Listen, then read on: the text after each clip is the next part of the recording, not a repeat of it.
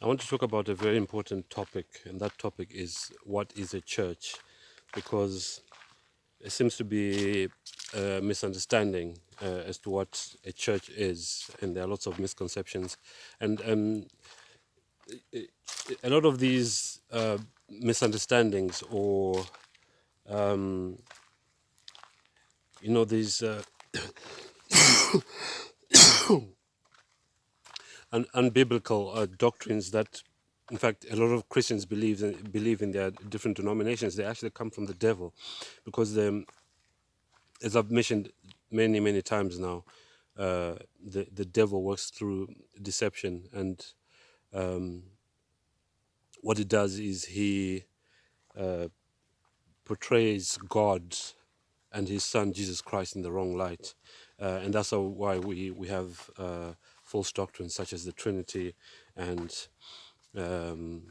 all these various churches, and also various religions that all have a spin on who God is. But most of what is said in these different churches and different religions is not correct. So in order to get a true understanding of who God is, who his son is, because some are now claiming that Jesus is actually not the son of God. It's just, when it said that Jesus is the son of God, some will claim that it's just a figure of speech, So, and yet Jesus is called the Son of God several times, and Jesus himself referred to God as his Father several times. So yeah, so one of the things that the devil has done is also caused Christians to misunderstand what church is, and some of that is partly due to the way the word church has been translated or used in the Holy Scriptures. So most Christians think that a church is a denomination or a building. Many Christians give their allegiance to their denominations and their leaders, who often mislead them rather than giving their allegiance to God and his son Jesus Christ. Sometimes when Christians are shown that their denominations are in apostasy, they will choose to remain in their denominations and defend error rather than leave the organization in order to be faithful to God. So many Christians feel that they have to be loyal to their denominations, because if they leave, they'll be lost. And this happens a lot because of brainwashing, and there's like, I've noticed there's a lot of hypnotism that happens in the churches. That everyone thinks, and this is something interesting as well that I've noticed. Everyone thinks that they're in the right church. Their church is the right one. All the other churches are wrong. Everyone believes that. So how do you know that you are in the right church? If everyone else is claiming the same thing. So it's quite easy actually to tell which church is the right one and which ones are not the right ones, and I'll hopefully get to that.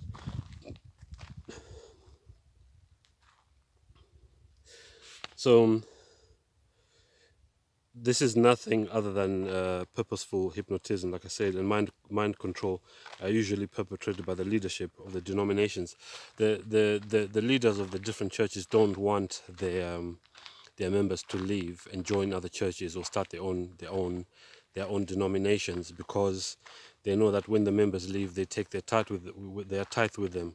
In fact, when I left the SDA church and informed some of my relatives that I'd left, none of them actually asked me why I'd left. Three of them, two of my uncles and my brother who follows me, actually they asked me, where was I, what was I going to do with my tithe? No, where was I going to put my tithe? That was their main worry. They didn't actually ask me why I'd left, because obviously maybe in their minds they were thinking, no, this is the right church. So they were not going to ask me why I'd left, because to them they think they're in the right church. So but the question that they came up with was, where was I going to put my tithe? What about tithe was basically the question that was asked, and which is a very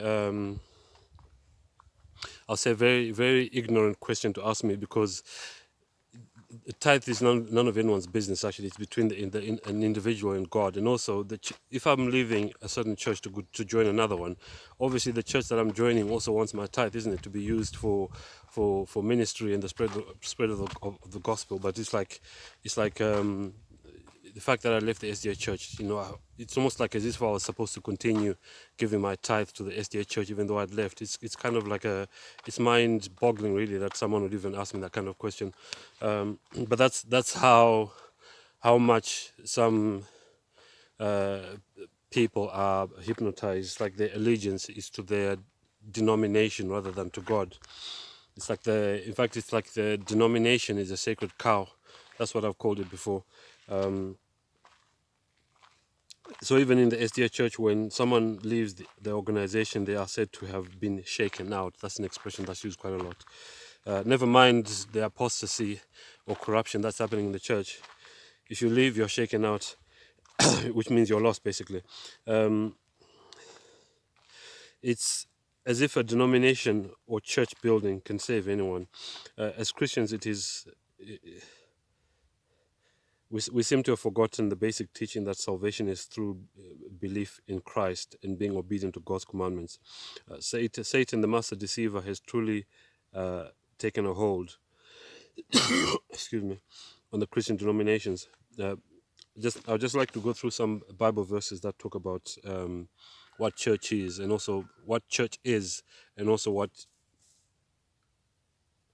and also verses that refer to home church. So I think there was a rabbit there, gave me a bit of a fright.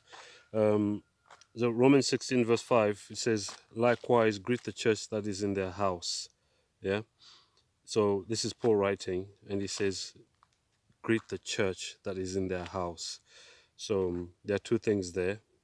The early Christians were having church in their houses, and also if we look at what the word church actually meant, because the New Testament was written in Greek, the word church is actually ecclesia in Greek, and it can also mean a gathering or assembly of Christians, or it can also mean congregation. So basically what Paul was saying was, greet the congregation that is in their house. They were worshipping in the houses at that time, and also because some of that was because of persecution. Note that they met in homes to worship. 1 Corinthians 16:19, the churches of Asia salute you. Aquila and Priscilla salute you much in the Lord, with the church or congregation that is in their house. Colossians 4:15, salute the brethren which are in Laodicea and Nymphas, and the church which is in his house. That was Colossians 4:15. Philemon 1 verse 2 says, and to our beloved Aphia and Archippus, our fellow soldiers, and to the church in their house, to the church in thy house. That was Philemon 1 verse 2. So one of the quotes that I like in terms of defining what church is was written by a woman called Ellen G. White. She was one of the pioneers of the SDA church. And in describing what church is, she said, God as a church, it is not the great cathedral, neither is it the national establishment, neither is it various denominations. So very clear, a church is not a denomination. It is the people who love God and keep his commandments. That's very much in line with some other texts in the Holy Scriptures, which I hope to remember once I finish reading this quote. She went on to say, where 2 or 3 are gathered in my name, there am I in the midst of them. And that's from Matthew 18:20. She goes on to say, where Christ is, even among the humble few, this is Christ's church, for the presence of the high and holy one who inhabits eternity can alone constitute the church. That's from a book called Upward Look, page 315. So yeah, Ellen White made it very clear that the church was not a denomination or a cathedral. We often think that church is a building, and even in the way we talk, we say I'm going to church, meaning the building. But the church is the congregation or the people that keep God's commandments, those who are meeting to worship God. That's the church.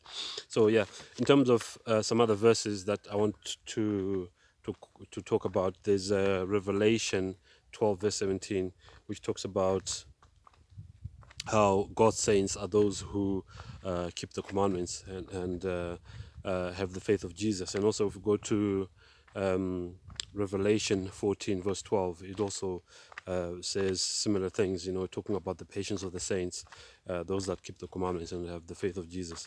That's what church is. So I hope that's helpful to everyone. Don't be deceived by those in your church, and especially the church leaders, because they want the church leaders, especially pastors in different denominations, really like to have control over their members. What I've noticed, what happens sometimes is, as soon as they notice that someone in the church is waking up to all the deception and the control and the mind control that's going on in the denomination, they are sometimes very quick to basically disfellowship that person, chase them from the church, because that person is going to have an influence on others and wake others up. So remember, I said that the devil uses deception, and when he sees that certain people are waking up to the deception, he is very quick through his agents to remove those said members from the churches, in case they might wake others up. And obviously there's the agenda as well of keeping everyone asleep, spiritually asleep, so that they continue to take money from the church members through tithe. So yeah, so